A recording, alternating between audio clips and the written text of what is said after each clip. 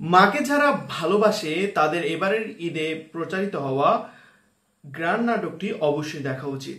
মায়ের প্রতি ভালোবাসা নিয়ে তৈরি হওয়া এই নাটকটি কেন দেখা উচিত, এই নাটকের গল্পের মধ্যে কি কি রয়েছে সেটি নিয়ে আজকের ভিডিও।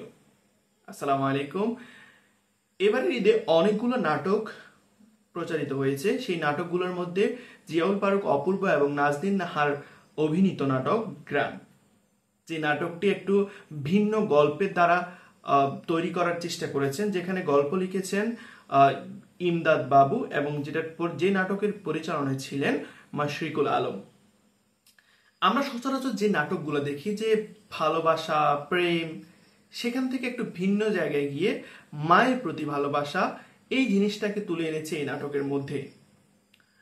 আমরা যদি এই নাটকের শুরুটা দেখি, সেখানে হচ্ছে একজন সন্তান অর্থাৎ গল্পের বা নাটকের নায়ক অপূর্ব হচ্ছে তার মায়ের জন্য একটি শাড়ি কিনতে যায়। সেই শাড়িতে হচ্ছে যে সে তার দাম কোনো ম্যাটার করে না, সে হচ্ছে যে সেখানে যে একটা হাইলি বাজেটের একটি দামের শাড়ি তার মায়ের জন্য কিনে নেয়। সেখান থেকে গল্পের শুরু। সেখানে একজন ভদ্রমহিলাকে সে হচ্ছে যে শাড়িটি কিনে দেওয়ার জন্য অনুরোধ করে এবং এরপর শাড়ি কেনার পরে সেই ভদ্রমহিলা তার মায়ের কাহিনী শুনতে চায়। সেখান থেকে গল্পের হচ্ছে যে শুরু হয়েছে।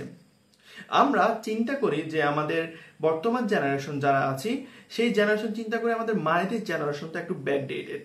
আমরা যে জিনিসগুলো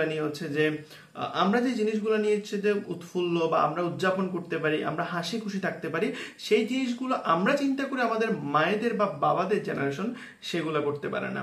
কিন্তু এই ভিন্ন চিন্তাটাকে হচ্ছে ভেঙে দেওয়ার জন্য মূলত এই গল্পটা তৈরি করা হয়েছে। গল্পটা অসাধারণভাবে ফুটিয়ে তোলা হয়েছে, কিভাবে মায়ের প্রতি ভালোবাসা প্রকাশ করা যায়, মায়ের কি কি কাজ করে দেওয়া যায়, মাকে কিভাবে হাসি খুশি রাখা যায় এই বিষয়টাকে। এবং সবচেয়ে ভালো যে গল্পটা শেষ পর্যন্ত না দেখলে আপনারা বুঝতে পারবেন না, যে নাটকটা শেষ পর্যন্ত না দেখলে বুঝতেই পারবেন না যে এর শেষে কি রয়েছে। খুবই সুন্দর একটা টুইস্টের মাধ্যমে নাটকটা শেষ করা হয়েছে।